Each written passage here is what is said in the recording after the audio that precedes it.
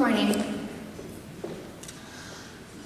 I would like you all to take a moment and think about how fortunate we are to be healthy.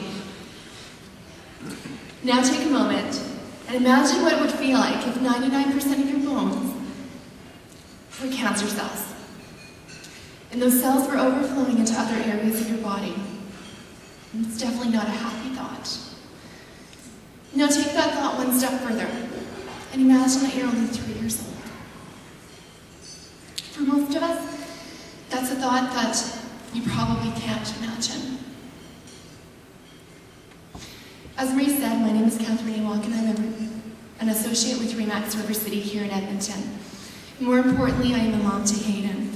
And today I'm here to tell you about our journey and why the Stollery and the Children's Miracle Network is so important to us. Hayden was born August 8th, 2005, and within 45 minutes of bringing him home, we were in an ambulance on the way to the Stollery.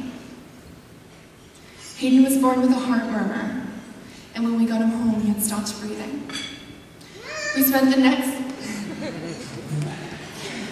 next 48 hours in the Stollery as they ran multiple tests on him. He had an IV placed in his forehead. Because his vessels were so small, that was the only place that it would fit. He was hooked up to the heart monitoring machines. And during that stay, I was told that Hayden has a bicuspid aortic valve and that he would need constant monitoring to ensure that the valve wasn't leaking and that it was growing with him. Then in April 2009, just under a year ago, we went in for a regular follow-up visit. Hayden had his echo done, which is an ultrasound of the heart, and an ECG, which tracks the heart's rhythmic patterns. At that appointment, his cardiologist stated that he was healthy and his heart was very strong and it was growing. And we didn't have to come back for another 5 years for a follow-up. We were so happy about that. Then just over 2 months later, Hayden stopped running. His eating decreased, and he was tired all the time. He had started to say that his legs were hurting, then his hips hurt, and his back hurt, and he couldn't actually pinpoint where the pain was coming from. Initially, his doctor said that it was growing pains because a 3-year-old grows so quickly, and some of them get pain in their long bones in their legs, until she saw him try to run, and he couldn't. I was told that we were going to be referred to a specialist. Later that day, I got a phone call stating that the waiting list was too long and I should take him into emergency. So July 7th, 2009, I took Hayden into the University of Hospital where the Stollery is located. We had x-rays done, and they came back fine. There were no fractures or broken bones. The next step was to do some blood tests. Then we waited. We waited through into the evening before we heard anything. They'd called another pathologist in to look at his blood because his counts were so abnormal. That evening,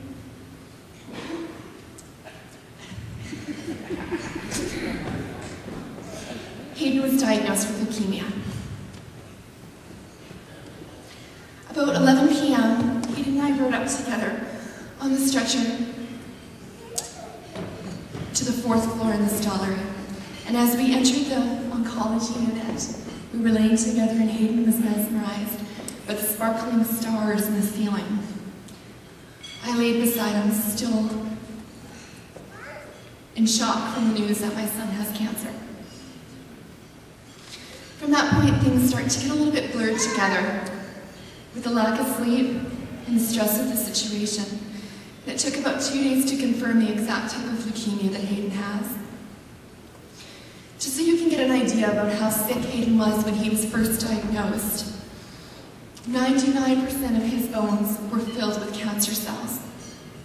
It had overflowed into his blood and into his spinal fluid. And he had only actually been sick for just over a month. That's how quickly the cancer can take over their little bodies. And his legs were sore because of the pressure from the cancer cells dividing so quickly within them. Within the first month, Hayden had 4 bone marrow biopsies and 5 spinal taps. He was on a 29-day cycle of steroids which made him gain over 6 kilograms of weight, which is a lot of weight when you only weigh 16 kilograms. During his first bone marrow biopsy and spinal tap, they inserted an IVAD into his chest, and it's connected to his vascular system.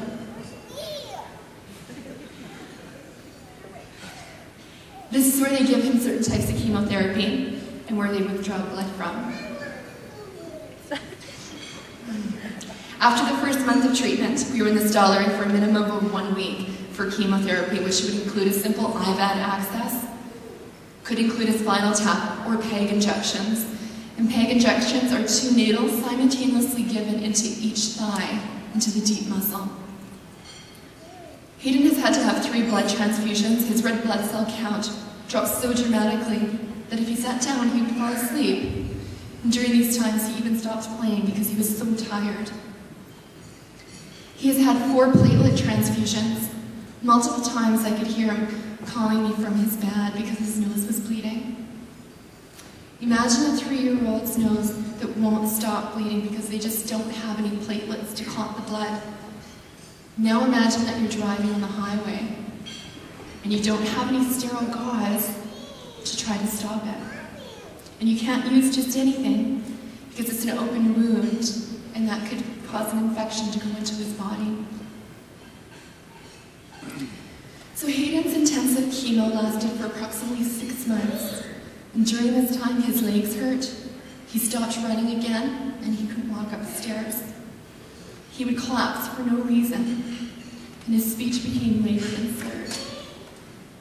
Throughout the 6 months, he would have nightmares and scream, "No more pokes, please," or "No thank you, I'm not sick." These type of nightmares I couldn't seem to wake him up from. He would just stare at me and still try to call me to help him. In November, Hayden received a new drug that was a vibrant red color. Watching the drug go down the IV, it looked so toxic. And it did its job very well.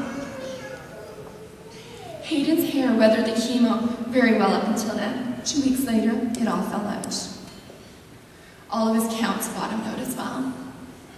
He seemed to almost be as sick as he was in July when he was first diagnosed. And it took him over 2 weeks to recover from that chemo treatment. Then in January 12th, 2010, Hayden was scheduled for to start his maintenance protocol. But not before having to have an emergency MRI due to the pain returning in his legs again.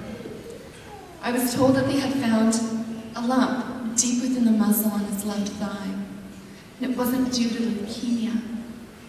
Immediately I envisioned him having to have an operation on his leg to remove it. I thought, when is enough? But thankfully they were not going to operate and only observe, and they weren't concerned that it was going to hurt Hayden. So we were able to start our maintenance, which means that Hayden still has to take medication daily at home, but we only have to go to the Stollery for a treatment once a month. And this is going to last for the next 3 years. In the 1960s, if a child was diagnosed with leukemia, they would not survive.